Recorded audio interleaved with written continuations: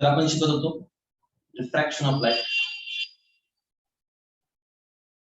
Refraction of light की ज्याच्यामध्ये आपण बघितलं की जर समजा एखादं ट्रान्सपरंट मीडियम असेल आणि त्या मीडियम वरती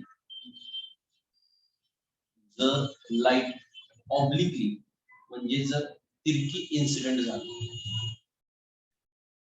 तर आहे त्या मार्गे न जाता आहे या मार्गे आहे असा मार्ग न कंटिन्यू करता लाईट काय करते, त्याचा मार्ग बदलते, डेविएट होते. हा जो काही फेनॉमेनॉन आहे त्या फेनॉमेनॉनला काय म्हणतात, रिफ्रॅक्शन ऑफ लाईट असं म्हणतात. ओके, हा इन्सिडेंट रे, इन्सिडेंट रेनी नॉर्मलशी जो काही केलेला अँगल आहे त्याला म्हणतात अँगल ऑफ इन्सिडन्स. रिफ्रॅक्टेड रेने नॉर्मलशी केलेला अँगल आहे त्याला अँगल ऑफ रिफ्रॅक्शन म्हणतात. आणि स्नेल्स लॉ काय सांगतो, sin I upon sin R is equal to refractive index of second medium with respect to first medium. दुसऱ्या मीडियमचे refractive index with respect to first medium. Okay, इथपर्यंत आपण काल बघितलेलं. ठीक आहे, तर आज आपल्याला बघायचं आहे की डेप्थ परसेप्शन आहे. म्हणजे जर एखादी वस्तू या पाण्यामध्ये या ठिकाणी जर ठेवलेली असेल तर आपण या ठिकाणून तिरकं त्या वस्तूकडे बघताना ती ऍक्च्युअली जितक्या खोलीवरती आहे तितकी खोल न दिसता आपल्याला थोडीशी उंच असल्यासारखी दिसते, म्हणजे कमी खोल असल्यासारखी दिसते. अगदी नदीमध्ये बघितलं, तलावामध्ये बघितलं, पाण्याच्या टाकीमध्ये जरी बघितलं तरी पाण्याची टाकी जितकी खोल आहे ऍक्च्युअली त्याच्यापेक्षा आपल्याला ती कमी खोल असल्यासारखी दिसते. त्याची खोली कमी दिसते. असं का, तर त्याचं आपल्याला कारण बघायचं आहे. तर बघूया आपण की नक्की काय घडतं. तो पुन्हा एकदा मी काय करतो, एक लिक्विड घेऊया आणि त्याच्यामध्ये एक ऑब्जेक्ट आहे. समजा एक पॉइंट ऑब्जेक्ट आहे, लहानसा घेतो. समजा या ठिकाणी आहे, पाण्याच्या आतमध्ये आहे आणि याला तुम्ही इकडून बघताय त्या ऑब्जेक्ट, तर काय होणार आहे, त्याच्यामधून जी लाईट रे बाहेर निघेल. समजा जो परपेंडिक्युलरली बाहेर निघालेला आहे तो असा बाहेर निघेल आणि नॉर्मल इन्सिडेंस झाल्यामुळे, परपेंडिक्युलर इन्सिडेंस झाल्यामुळे तो डेव्हिएट होणार नाही, तो असा बाहेर निघून जाईल. त्याऐवजी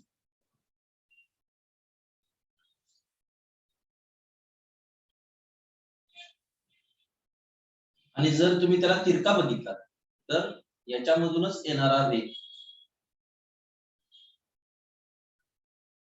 त्याचा तिरका इन्सिडेंट झाला तर तो रेअरर मीडियम मधून डेन्सर मीडियम मध्ये येतोय.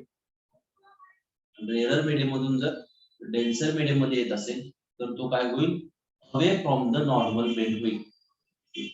अवे फ्रॉम द म्हणजे ज्या मार्गे जाणार होता त्या मार्गे न जाता, असा पुढे न जाता तो काय होईल, अवे फ्रॉम द नॉर्मल अशा पद्धतीने बेंड होईल.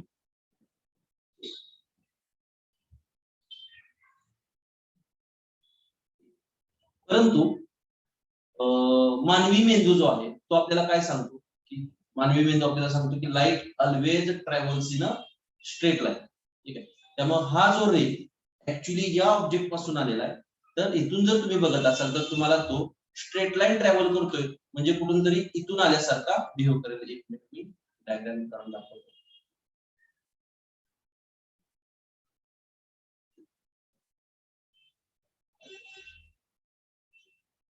मॅच करतोय ना, ठीक. म्हणजे तो ऑब्जेक्ट कुठेतरी इथं ठेवलेला आहे, तो ऑब्जेक्ट कुठेतरी इथं ठेवलेला आहे असं आपल्या डोळ्यांना भास होतो. म्हणजे त्याची खोली ऍक्च्युअली पर्यंत आहे. म्हणजे रिअल डेप्थ जर बघायला गेलो तर आपल्याला माहिती आहे की रिअल डेप्थ एवढी आहे, परंतु आपल्याला अपॅरेंट डेप्थ म्हणजे आपल्याला भास किती खोली असल्यासारखा होतो, एवढाच खोल वस्तू असल्यासारखा भास होतो. ही आपली रिअल डेप्थ झाली आणि अपॅरेंट डेप्थ झाली.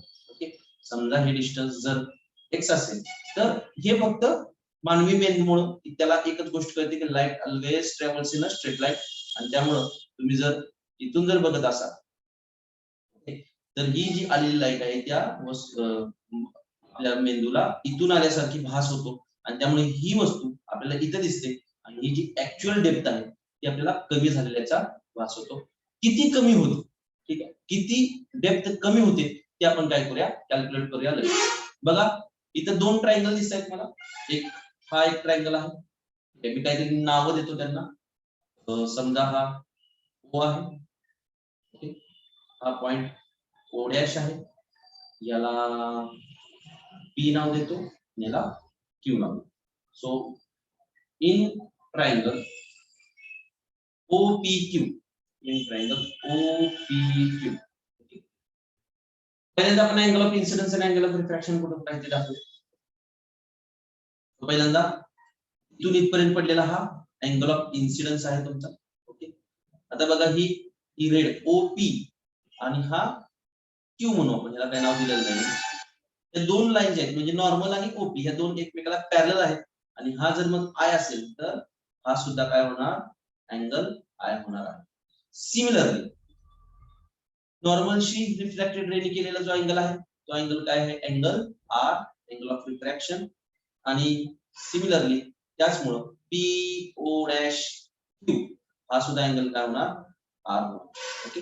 बघा हे क्यू जर आर असेल तर इकडे सुद्धा हा सुद्धा काय असणार आहे, आर असणार आहे, आणि हा बरोबर अल्टरनेट अँगल्स आहेत एकमेकाचे, त्यामुळे हा सुद्धा आर होऊन जाईल, okay. In triangle OPR, OPR या ट्रायंगल मध्ये फक्त OPR कडे बघा, OPQ सॉरी OPQ या ट्रायंगल मध्ये बघा तुम्हाला दिसेल tan r is equal to, tan i चा फॉर्म्युला काय, tan i म्हणजे opposite side x upon adjacent side OP, ठीक आहे, ऍडजसंट OP. आणि OP ची लांबी किती आहे, तर रियल डेप्थ आहे आपली किती आहे, r. So x upon r. आता अँगल आय म्हणा किंवा अँगल आर हे अँगल खूप लहान आहे, आणि अँगल जर खूप लहान असेल तर या टॅन आय ला मी साइन आय सुद्धा म्हणू शकतो. कसं म्हणू शकतो, एक एक्झाम्पल दाखवतो. बघा हा अशा पद्धतीने मी काहीतरी थोडासा राईट अँगल ट्रायंगल काढलेला आहे, राईट अँगल ट्रायंगलच आहे.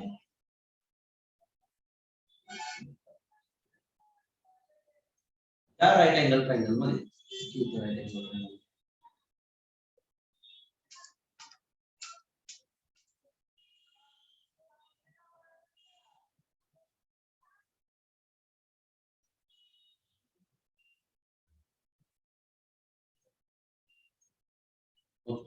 राईट अँगल ट्रायंगल आहे.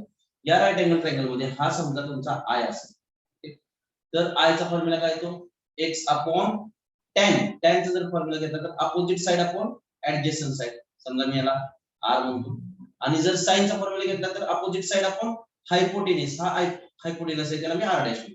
आणि तुम्ही इथं बघू शकता की हा अँगल आय अँगल खूप लहान असल्यामुळे हा r आणि r डॅश जवळपास काय एकाच लांबीचे. ऑब्वियसली r डॅश थोडासा मोठा असणार आहे, परंतु x as compare to r, x खूप लहान असल्यामुळे तुम्हाला r आणि r डॅश जवळपास एकाच साइजचे मिळतील, आणि त्यामुळे तुम्ही याला साइन आय म्हटला काय आणि टॅन आय म्हटला काय, ऑलमोस्ट उत्तर काय असणार आहे दोघांचं एकसारखंच असणार आहे, ओके. सो मी या टॅन आय ला साइन आय म्हणतो. सिमिलरली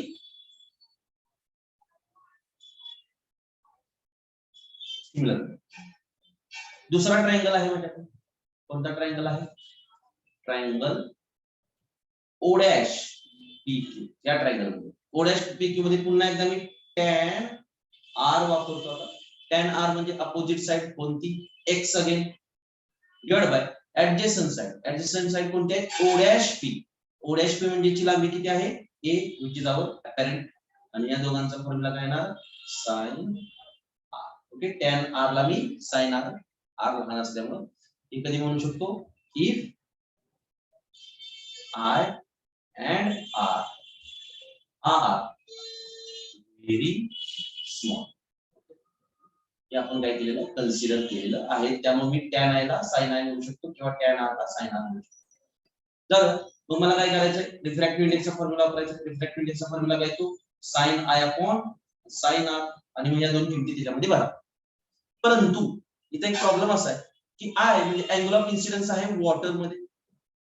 ओके, आणि सेकंड मीडियम तुमचं कोणतं आहे, एअर मीडियम आहे. आणि त्यामुळे ही रिफ्रॅक्टिव्ह इंडेक्स आहे ते refractive index of second medium with respect to first medium.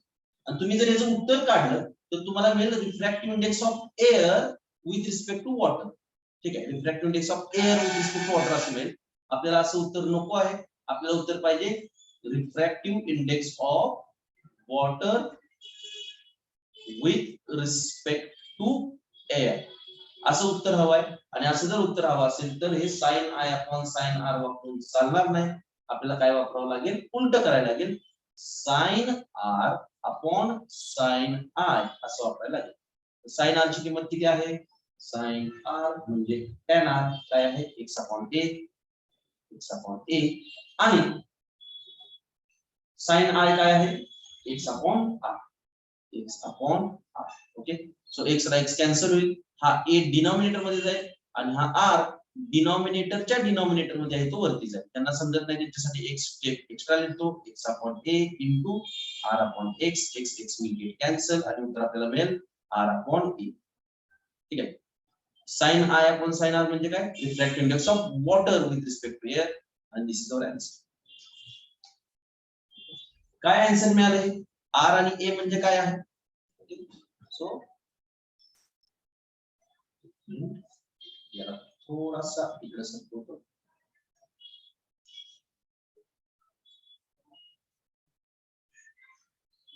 आणि तरी आपण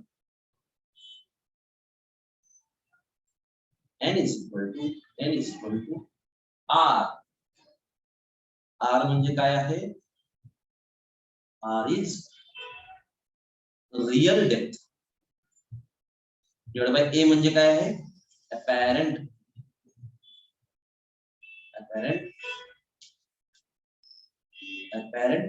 depth, real depth divide bye.